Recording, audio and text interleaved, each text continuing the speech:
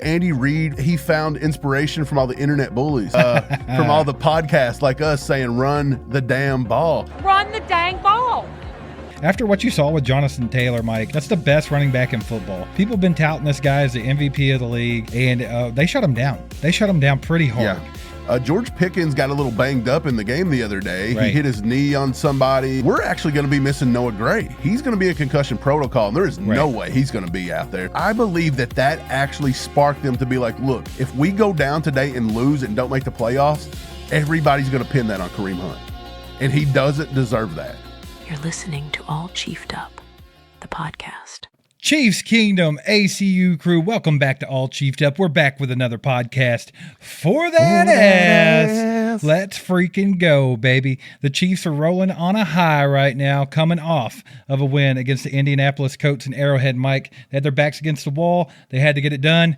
They got it freaking done. Let's go, ladies and gentlemen. But guess what, man? They got another big matchup coming up here in a couple of days on Turkey Day against the Dallas Cowboys, who are on a bit of a hot streak in Dallas. So this should be interesting, man. Yeah, Dallas just pulled out a big win over the Eagles. Look, nobody better to beat than Prick Sirianni. So I was actually really happy for Dallas. Round of applause there. But this week they're going down. The Chiefs are on a hot streak. Look, Andy Reid found inspiration from all the internet bullies, from all of the from all the podcasts like us saying, run the damn ball. And he did it. He ran Kareem into the ground. He had 30 carries, 42, I think, designed carries for running backs in the backfield or for wide receiver, just something. He was designing the runs, 42 sometimes. Right. We had over 90 plays of offense, which is just insane. Yes. Colts fans are not taking this loss very well. They're blaming the ref. They're blaming everybody but themselves for abandoning the run game like Andy usually does. And they're also not giving the Chiefs defense any credit for coming out and just putting one on them in the fourth quarter. They didn't get a single first down in the fourth quarter, I don't think. They had 4 straight 3-and-outs. Spags put on a masterclass in the fourth quarter, and I thought the Chiefs, as bad as we looked all game long, and there was a lot of Chiefs Kingdom jumping off the bandwagon early. Boy, were they. They were just bailing out in the first quarter.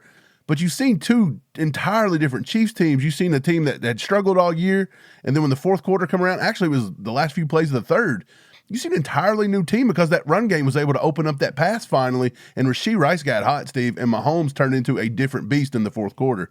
And we got the big win, man. That's all we could ask for. Right, and you know what I think about the whole thing with the referees. It was pretty obvious the Chiefs were probably catching the bad end of the refereeing. First of all, it was just too many flags regardless. The Chiefs had several points taken off the board from terrible, egregious calls.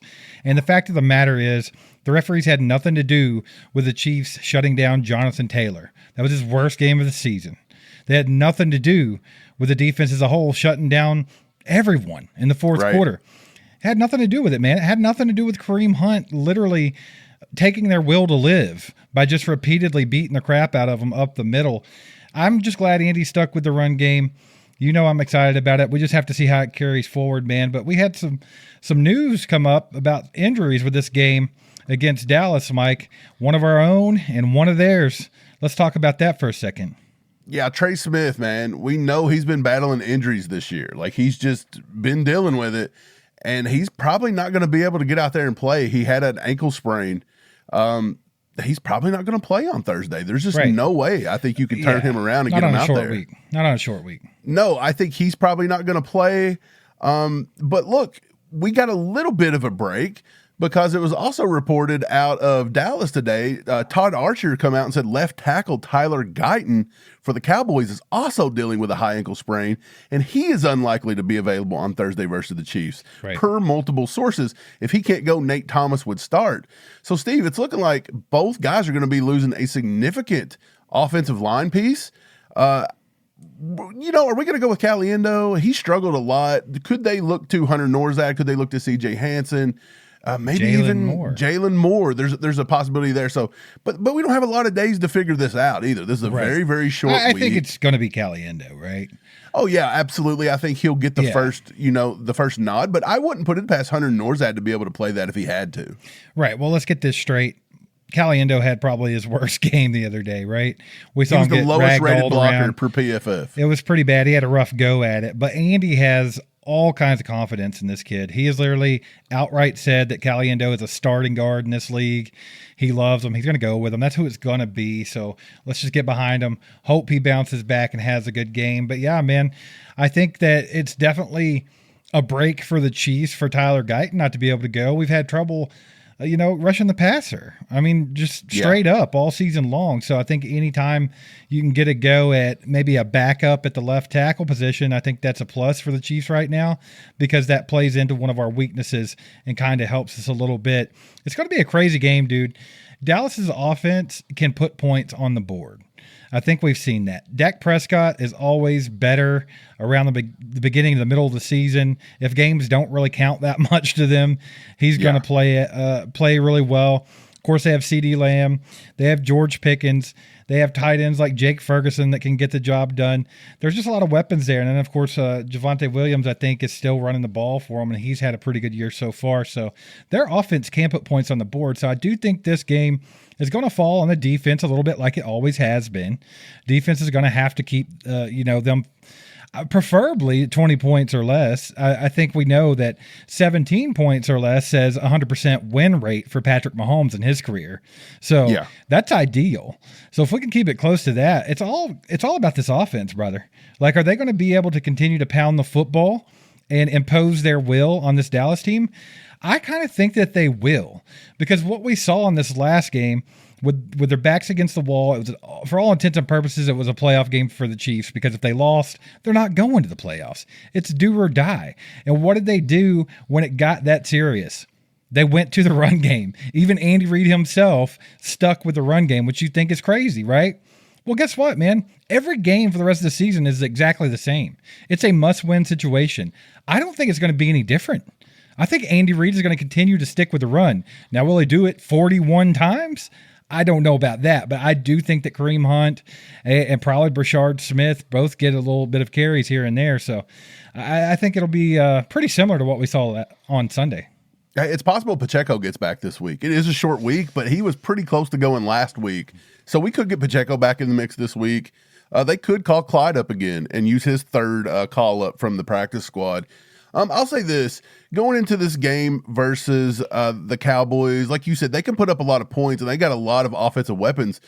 George Pickens got a little banged up in the game the other day. Right. He hit his knee on somebody. He went out. They said it could have been a hammy or something. He pulled something, but he actually got back in over the last drive. We're actually going to be missing Noah Gray. He's going to be in concussion protocol, and there is no way he's going to be out there. So that's taking a weapon away from Mahomes. Not a top-tier weapon, per se, for us because we've got tons of them. But, I mean, Noah Gray does provide a lot. He provides a lot in the run game. 12 personnel, 13 personnel. He's a guy that Mahomes does trust. He made a huge play for us at the end of that Colts game. So, I mean, it is a loss nonetheless. But other than that, I think we're pretty decent. I think you have to give a lot of credit to Spags and what they did to the Colts, again, to shut down that offense. They were one of the highest EPA-rated teams, maybe the most successful offense in football. And, yes, the Chiefs did struggle a little bit, in the first half, but they were keeping them out of the end zone. They were keeping the point totals low. Obviously, the Chiefs were struggled on offense all day. We just couldn't get the ball in the end zone. The red zone offense looked horrendous. We couldn't put 7 on the board. It was 3 here, 3 there. Butker ended up having 5 field goals. So Spags and them kept it close.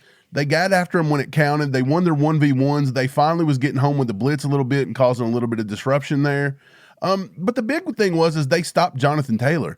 He was only able to force 3 missed tackles on our defense the other day, which was a season low for him. A season low 10 yards after forced missed tackles against the Chiefs. Right. So, I mean, we were getting after him. Drew Tranquill, everybody, we were getting him behind the line of scrimmage. Taylor was hit behind the line of scrimmage a season high, 62.5%, and only averaged 0.7 yards before contact.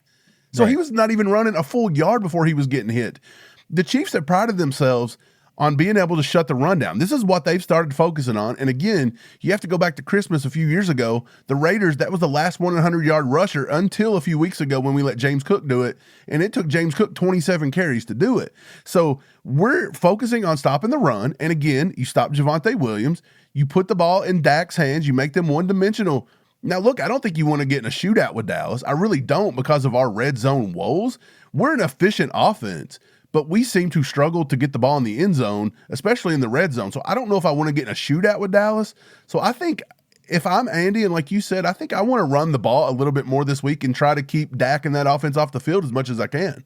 Thanksgiving is finally here. It's time for good food, good friends, family, and football. And in partnership with DraftKings Sportsbook, we have some amazing news. The countdown is on, Missouri. The big play is coming. Be amongst the first to get in on the action when DraftKings Sportsbook officially goes live. So what's your favorite part of Thanksgiving? The turkey? The sides? Or maybe it's the news that now you can take part in same-game parlays, props, and even daily fantasy. We think Showtime will be dropping dimes and indulging in turkey legs when it's all said and done. So bring on all the props. New Missouri customers, sign up today and score $300 in bonus bets once we're live using our promo code ACU. With DraftKings, the crown is yours.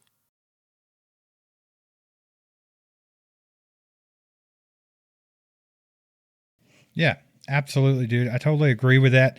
It's going to be interesting to see how they decide to attack this Dallas offense, obviously. Whatever Spags decides to come up with, I think you definitely got to put pressure on Dak Prescott, and that's kind of been one of our downfalls this season, is getting pressure on a quarterback. If you allow him to sit back there in the pocket comfortably and you drop into zone as much as Spags has been doing lately, it could be a long day trying to keep them out of the end zone, because they have the team that can totally beat that defense. So it's going to be interesting to see what Spags comes up with. And as far as the rushing game goes, pure confidence coming from me with this defense stopping the run game. After what you saw with Jonathan Taylor, Mike, that's the best running back in football. People have been touting this guy as the MVP of the league, just the greatest, and they shut him down. They shut him down pretty hard. Yeah. You have to think, dude, he had probably 40% of his rushing yards on one run. It was about a 25-yard run. So, I mean, he did not have a good day. They made his life miserable. It just goes to show you the Chiefs always can find a way to stop a premier running back. They always do it. The only one that's even got them a little bit this season was James Cook. And that was just because Sean McDermott absolutely refused to stop going to him. So eventually he was able to do something. Yeah, I'm with you. I think getting after the quarterback is what the Chiefs have got to do. We've struggled with that all year. We've talked about this time and time again. A lot of people wanted a running back, and yes, we did sign Dameon Pierce. We've been wanting that, and we may talk about that a little bit in a minute. But, you know, we've always considered, or at least I have, I know I have, I've thought this pass rush has needed an upgrade for years now, and they just won't invest into it. Yeah, and when they have invested into it, it's just not hit. Felix Anudike-Uzomah just didn't turn out. They didn't use Joshua Uche. They didn't use, what was his name? Cam, I don't even remember his name, out of Arizona they traded for at the preseason last year. So they're not really getting there. I mean, they did draft Omar Norman-Lott this year, and then they put too much weight on him. He injures himself. He's out for the season. You know, they flub up the Mike Pennell thing. They lose draft capital on bringing over Derek Nottie, and it's just like, it's been a mess, dude. It has really been a mess. And I'll say, throughout the season, it's been a very disappointing year, in my opinion. The highest win rate on this team is George Karlaftis at 18%, and he's only got 52 total pressures right now. 6 sacks and 52 total pressures. And we're going into, week 13? Week 12? I don't know what it is off the top of my head. These weeks are just starting to just be a blur. They're going so fast. Right. But look, Chris Jones, he's having a down year a little bit. He's only got 3 sacks, but only 39 pressures. After those two guys, your next highest pressure on this entire team is Charles Omenihu, who's had a bad season for all measures across the board. He pretty much didn't even show up to a game for the first month. And he's the next highest guy on the whole line with 21 pressures and 2 sacks. It has been an abysmal season for getting after the quarterback with our front four. And then after those guys, it's Ashton Gillotte, the rookie. 12 total pressures and 1 sack for Ashton. And I mean, that is well below what you think Ashton Gillotte should have developed into right now. He's only winning at 3.8% pressure, at a win rate. So he's only winning at a 4% win rate, Ashton Gillotte. He's winning 4 reps out of 100. That's insane. He's got to step that up too. And I know it's going to take him a little while, but we just need some pass rush, man. And I think the only way Spags gets that is you got to keep blitzing. Yeah. You have to do it. He didn't do that with Daniel Jones in the first half. He only blitzed Jones 3 out of 12 passes. You're going to have to do better with Dak and make Dak try to beat you. And the thing is Dak can beat you. Yeah, you have to be careful with that with Dak. But here's the thing, man. When you fail to add to the pass rush as far as defensive linemen, you have to do what you got to do. We are stuck with what we are. We are what we are at this point. The chances of them signing some random free agent to come in as a defensive lineman are slim to freaking none. Yeah, that ain't happening, man. Looking at what we have and at how often they actually win, which you just went over, the only thing that even makes sense here is for Spags to do what Spags does, and that's disguise a lot of the defenses, hit them with a bunch of exotic blitz packages, just keep them confused, keep them on their heels, and don't let them be comfortable at any given time in the game. I think that's all you can do with this defense at this moment. Now, our secondary has been playing pretty damn well, if I say so myself. You can maybe set Jamari Connor out a little bit more because he's kind of had a rough go at it this season. But, I mean, everybody else is kind of living up to their standard. Trent McDuffie is a dog, baby. He just is. Yeah. And then Jalen Watson has been playing well this season. Brian Cook, the safety, stepped up huge in this game against the Colts. That's one of the best games I think I've ever seen him play. So I do feel like the secondary, they're doing well. You mentioned Roland-Wallace has an injury going on, but, I mean, that kid's been playing great. So, I mean, the defense is not as bad as it may seem. The defense probably has kept us in most of the games this season.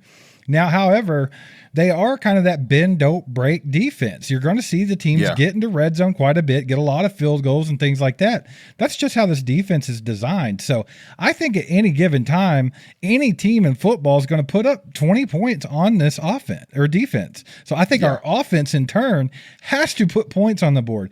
And Mike, a Patrick Mahomes-led offense with Andy Reid as the head coach with all of the ridiculous weapons out there at receiver, I don't see how that shouldn't be a gimme.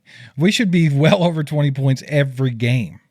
Yeah, absolutely. I think so too. Let me give you this one. Just I figured I remembered who the player was that I was talking about. It was Cam Thomas. Yeah, Cam Thomas. We traded for Cam Thomas. Does it make you a little sick that this year Joshua Uche is the number 21st rated player in all the NFL for pass rush win rate, and he's setting at 17.1%, which is literally the number 21st guy in the NFL with a minimum of Mike, 20%. he was the number one guy in the NFL through the first month. Right, and we didn't use him. Do you want to know where Cam Thomas is? He's number 20. Cam Thomas right now has a 17.2%. We had 2 guys on our team that have over a 17% win rate, which is higher than everybody on our team but George Karlaftis, Steve. Right. And we didn't use either one of them. They couldn't even find their ways on the field. If that doesn't burn your ass, if that don't chap that ass, I don't know what will. That just shows you how difficult and how stuck in their ways and stubborn Spags and Andy Reid and all them are. That's the disadvantages of having prototypes of different positions. Spags is notorious for wanting some kind of edge setter over there, a bigger type defensive end. We never get the athletic guys. We just don't do it.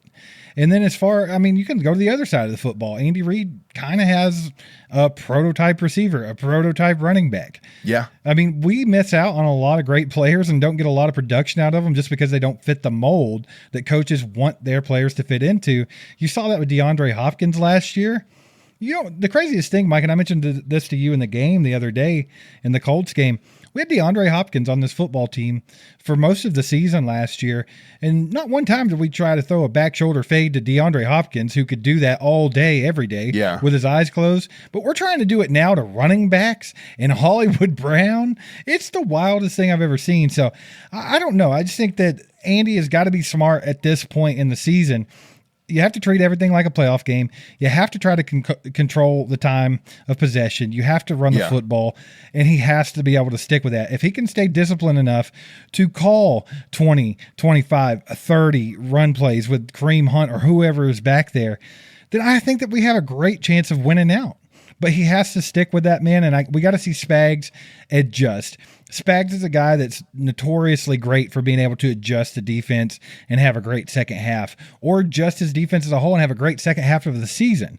And I think it's time that we see that from him, because that defense, man, as good as they can be at times, they're very soft in the middle of the field. They give up way too many third and longs. It's just pitch and catch for some of these freaking quarterbacks, bro. Yeah. And that's got to stop. Yeah, I will say, look, Trent McDuffie and Jalen Watson both had big games versus the Colts, and they have got to keep it going this week. Yeah. The highest rated Chiefs defensive players versus the Colts per PFF, number one with Chris Jones at 82.2, which pretty solid. Chris Jones had a good day. Leo was number two at 81.5. And then the third highest rated defensive player we had on the team per PFF was Jalen Watson. He had a 77.9. So he was 20 points above NFL average. Bolton was fourth. You mentioned Christian Roland-Wallace. He had a good game. He had a 73.9. He was the fifth highest rated defender. Then Jaden Hicks. And then Trent McDuffie at number 7. So now you've got Christian Roland-Wallace, who was a safety. He'll come down and guard the slot. You've got Jaden Hicks sitting there. He needs to be playing more. You know who's not there? We don't have anybody there named Chamari Connor, because Chamari Connor gets abused in the slot, Steve. Absolutely. He got abused all day versus the Colts. If Daniel Jones can beat you that bad, you're just not good in coverage. I'm sorry, because Daniel Jones was just throwing layups to our defense, trying to turn the ball over, and we couldn't take it. I see Nick Bolton make one of the best pass breakups he's ever had on Chamari Connor himself, matter of fact. Something tells me that Connor was going to stone-hand it anyway. Yeah, I feel like Connor was going to miss it. I think I went back and watched that in slow-mo, and I think it actually hit Connor's hands and didn't even touch Nick Bolton. Exactly. I don't even think Bolton touched it. It did. It hit the side of his hand. I don't even think he would have caught the ball. But the thing about with Chamari Connor is, Mike, and you mentioned it, he can be picked on very easily. And if Daniel Jones was able to accomplish that, what do you think people like Josh Allen are going to do to him come playoff time if we make it? What do you think all these good quarterbacks are going to do? He's the Najee Johnson of this defense right now. He absolutely is. Spags is stuck on him. I don't know what it is. I understand. I do think Chamari Connor overall is probably a good football player. He's hard-nosed. He's going to do what you need him to do to a certain extent. But you just can't keep asking him to play in the nickel and keep up with anybody. Any coverage for him is a detriment, right? Like anytime he's on the football field, they are definitely looking at that. They are looking at that target. I'm just going to say that. But yeah, man, I just think that this Chiefs team, they're coming together a little bit. It's been pretty slow, but I mean, we did have all those injuries at the beginning of the year, one guy after the other. We had the Rashee Rice suspension. And finally, for the last few weeks, you've had a little bit of consistency. Now we're dealing with some injuries with Isaiah Pacheco. You're dealing with now Trey Smith and things like that. But I think for the most part, you're starting to find your groove a bit. So by now, I know that, two-thirds of the game against the Colts was not good. It just wasn't. It was still the same crappy Chiefs team that you had kind of seen throughout the season that shoot themselves in the foot every 5 minutes. Yeah. But I think it's time to start turning the tide a little bit. It's time to hit that turning point. This game against Dallas on a short week, this is a perfect time to do it. I mean, you're playing on Thanksgiving. It's a national game. All eyes on you. You've heard nothing but the mouthing, the shit talking, everything coming from every which way, be it fans, sports media, other teams, other players, whatever, dude. Like, this is a time where you can get out and really get that momentum in your favor going with the rest of the games this season. Because I think after this game coming up, what do they have? 4 more? 5 more? 5. So, I mean, they really got to get that momentum rolling. Right now we have it, and we got to keep it going in that direction. Yeah, look, Andy's got to do it with continuing to do what works. Again, Tony Romo talked about it. When the season was on the line, he went to the run game. Why? Because it's easy. You can accomplish what you need to accomplish there. You don't have to get too cute. You don't really put the ball in danger as much in the ground game as you do in the air. Right. I do know Kareem Hunt had the fumble there, which was wild. That's literally like the second fumble he's ever had in his career. Which is wild, yeah. But I'll say this. I think Andy will stick to the run. Now, look, we're not going to run 90 plays versus Dallas. There's no way. We'll probably be right back down to like the 60-ish mark, somewhere in that range. So he's not going to run Kareem Hunt or any running back 30 out of 60 plays. He's not going to do it. Andy's going to run the ball 60, 70% of the time. But if you will commit a good 25% of your plays to a hard run, I think that's enough to beat most teams. All you got to do is hit that 20 mark, Steve, that magical little 20 mark. And if you can somehow get it up to 24, 25, 26, I think that means you're in the driver's seat. You're running the clock out. You're doing things to get the hard first downs. You're extending drives on 3rd and shorts and 4th and shorts by doing that. You're gaining yardage on first down. You're not having 3rd and longs all the time. Absolutely. That's the main thing. And one thing I want to say here is a lot of people are worried about Dak and them slinging the ball over the yard with Pickens and and their tight end and CD Lamb and things like that. And yes, they've got great weapons. I'll say this, but as bad as people want to, I guess they want to dog on our secondary a lot, and we've even heard that, well, we thought it was an upgrade this year. They don't look like an upgrade. I think that they've been a big-time upgrade this year. The one thing I'm seeing that is a problem in the secondary, for me, is honestly just Chamari Connor. Like, I hate to keep picking on the kid, but did you know that the Chiefs right now have 3 guys, 2 corners and a safety right now, that are sitting in the top 15 of the NFL in pass coverage grades? And you already know who the 2 corners are. Right. It's Jalen Watson. It's Trent McDuffie. Do you know what safety is up there? He's number 12 in all the NFL in coverage. Brian Cook, baby. Brian Cook. Brian Cook is quietly having a really good season this year. He's having his breakout season. Yes, Brian Cook was actually, I think, number 8. He was the highest rated Chiefs defender. He was the number 8th guy behind Jaden Hicks, Trent McDuffie. I think Brian Cook was number 8. He made some huge plays the other day. Dude, this is what I'm saying. I think we've got enough guys back there that can stop them.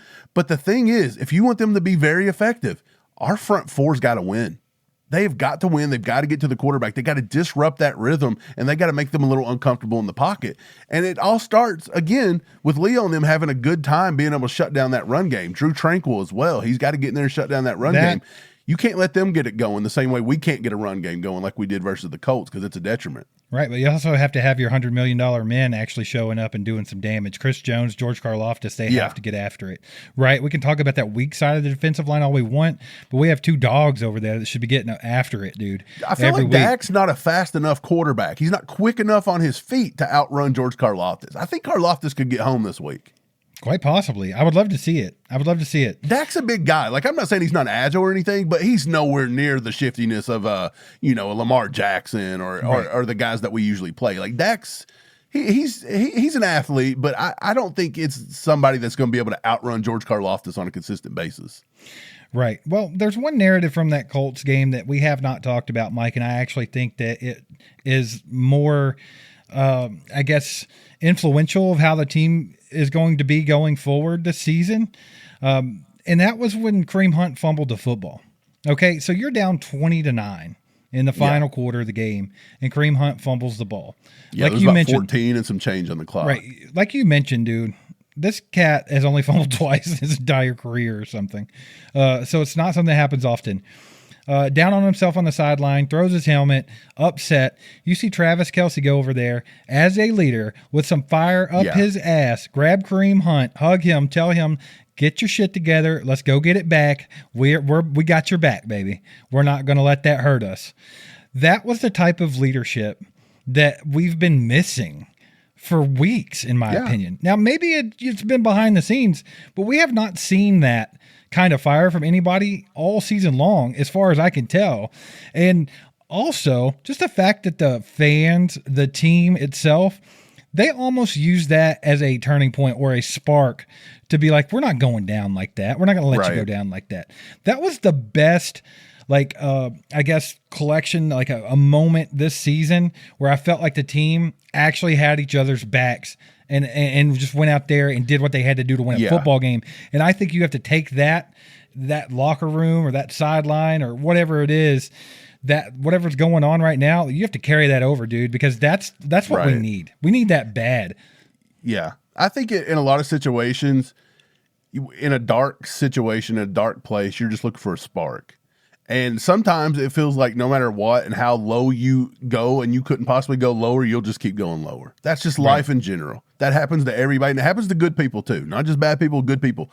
And I think Kareem Hunt, for what he's done for this team since he's been signed even last year, there's been no better signing Brett Veach has had that has come in and contributed and helped us. I mean, Kareem Hunt single-handedly helped us through the middle of last year and kept our win streak going. Absolutely, dude. He didn't get enough credit for that. He didn't get a chance to win that Super Bowl like he wanted to. He comes back in the offseason. A lot of people didn't want him re-signed. They said, no, he's too old. We fought for Kareem Hunt. We said we want him back, and Brett Veach actually made it happen. He's come back. He's given his heart and soul to this team again. Anytime they can rely on Kareem Hunt, he's been there. And I think what happened is you've seen a lot of times throughout this season and even some last year, you've seen sidelines of when something goes wrong. You see a dejected Travis Kelce. You see a guy that didn't give a shit, Travis Kelce. Right. But I think because that happened to Kareem Hunt and they know what that means to Kareem Hunt and what he's been able to do for this team, I believe that actually sparked them to be like, look, if we go down today and lose and don't make the playoffs, everybody's going to pin that on Kareem Hunt. And he doesn't deserve that. They would have said, well, the Chiefs could have gotten the playoffs if Kareem wouldn't have fumbled that ball. We were getting ready to score if Kareem Hunt wouldn't have fumbled. Oh, and our fan base would have done it. They would have done it, in 100%. Heartbeat. And look, you'd have had a bunch of people on X at the top shouting on their bullhorns, and that it would have got parroted like an echo. It's a big old echo chamber, and it's the word of God. It's like Moses with the tablet. But anyways, I think because it happened to Kareem Hunt, if that would happen to anybody else, I don't know if they'd have rallied so much. They may have just been kind of defeated. But I think because it was Kareem Hunt, Kelce and those guys wasn't going to let Kareem Hunt, be the guy that got the blame. Right, and it's not just because it was Kareem Hunt. It's because of what Kareem Hunt was putting into the game. I mean, exactly. I'll quote Mitch Holtis, man. He literally said, sometimes you just have to grab a bucket of guts and get it done. And that's exactly what Kareem Hunt did. He went all out, dude. He gave his everything that football game to make sure we won it. Like, there were times where he went down there, 3rd and 1, 4th and 1. I think there was a 4th and 2 where we actually saw, I don't know I can't remember if it was Nagy or Andy or somebody grabbed Kareem Hunt before they even went out there and was like, get it. You got to get it. And there was a time what that did he do? hurt himself. He hurt himself on a play and tried to get himself out. And that's when they went back and reviewed it and said we were short. And he had to come right back on the field. Dude, he was we beat wasn't up. even short. He was beat up a lot of that game. If you go back and watch that game, Kareem Hunt was not comfortable. He was getting hurt. He was a little bit gassed, and he literally reached down deep and got could pulled Kareem it Hunt, out, dude. Could Kareem Hunt and that performance he give us versus the Colts, could that be sort of the equivalent of the Joe Tooney going to left tackle and saving the season last year for us? Could Kareem Hunt's performance to what he give us, could that be that equivalent of like, he didn't switch positions, he didn't do nothing like that, but the fire and the guts and the grit he give us the other day, Absolutely. He give us that spark, and he almost give us the path forward if Andy will take it. He almost give us the path forward. I would take that one step further and say it's probably even better because Kareem Hunt is not out of position. It's not going to be a detriment later in the season for Kareem Hunt to run the football. So I think that's exactly what we need to do. It just depends on what this team wants to do going forward as far as how Andy schemes it and how this team goes forward with momentum. And like you said, that gets us into bro. this Dameon Pierce talk for just a minute. Yeah. Veach finally went out there and he made a play. He didn't do it at the trade deadline or anything, but he got Dameon Pierce. And you seen Kareem Hunt take a beating the other day. Mm-hmm. But look, he's getting a little older. He can't go out and get hit 25, 30 times per game. Not every game, no. No, and then be productive in the playoffs. You're not going to do it. But a guy like Dameon Pierce that can come in that's built like a tank, a bowling ball, you're going to have Pacheco finally going to get back at some point. You can still give carries to Brashard Smith. Andy and Oppressor on Monday, Steve, just yesterday, he come out and said he likes Elijah Mitchell. There's nothing wrong with Elijah Mitchell. We love him here. Sure. Yeah, sure, but you don't give him no carries. So, look, I think that Dameon Pierce, if he could find a way to get in this offense and don't squander his limited carries he's going to get and his limited time on the field, like don't get Patrick Mahomes blown up because you missed some kind of block. Don't put the ball on the ground. Just go out there and be hard-nosed. Go do what Kareem Hunt did the other day. Just fight through, average 5 yards a carry, maybe chunk one off and get everybody excited. This kid could be here for the future, man. He really could. Yeah, absolutely, man. I think that he has a special opportunity here because you know that Isaiah Pacheco's on the contract year. We talked about that on a live stream earlier yesterday. And I think that, maybe he could be the future. It just really depends. Like you said, he's going to get limited opportunities right off the rip. So he's really got to cash in early. That's how you earn trust with Andy Reid. That's how you'll end up getting the ball more. But I think, like, overall, when you look at the Dameon Pierce signing, the first thing that you think is like, well, it was obvious, right? Because we could use the running back, and Dameon Pierce was good. He was really good early in his career. Brett Veach always likes to get guys like that and see if they can, get that career going again. Steve, we thought he was a trade target. Yeah, I've been talking about it since the offseason. But here's the thing, dude. I think it was more than that. I think more than it was just, oh, we need a running back, there's one available, like people see.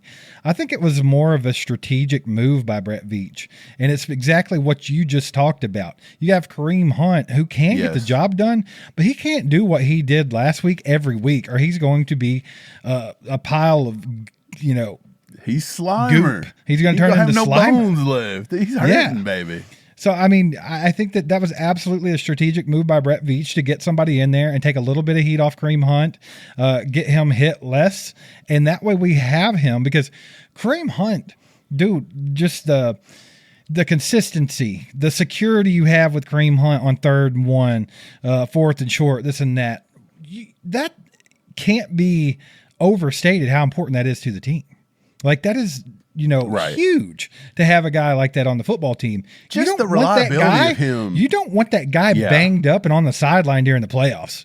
The reliability of Kareem Hunt in short yardage situations. He's statistically better than the tush push. Exactly. Like he's got the field vision. He's got the patience. He can go over the top. He can go through you. If you'll just put a body on a body up front, Kareem Hunt's going to pick up that yard or 2 yards. He's going to do it. He's hard-nosed. He knows how to do it. I think you've got to have that, and you've got to have him fresh and healthy. So if anything, Dameon Pierce can take a little bit of the weight off his shoulders. I think that makes it a good signing. Absolutely, man. Good talk today, Mike. Guys, if you're listening on Spotify or Apple Podcasts, make sure to put a 5-star review. Leave some kind words if you can. That would help us out tremendously. If you're watching on YouTube, make sure to hit that like button. Share it out with a friend. Subscribe to the channel if you haven't. All that good stuff, ladies and gentlemen. We appreciate you being here today. We'll have a video tomorrow giving our game predictions and all that kind of stuff, probably diving in a little bit further in that head-to-head matchup with Dallas. So be on the lookout for that to drop. And share this with your friends. Let's get this thing going, baby. Yeah, last thing, merch.allchiefedup. Get over there and get you some nice t-shirts, some hats. We've got the Christmas stuff up. Go get it. Right now we're doing our Black Friday. Black Friday promo code's going to apply. You're going to get free shipping across the board on no matter what you order. You don't have to have a limit. So anything you order, you're going to get free shipping automatically applied. Go do that. And appreciate you guys watching. We'll catch you next time. Go Chiefs.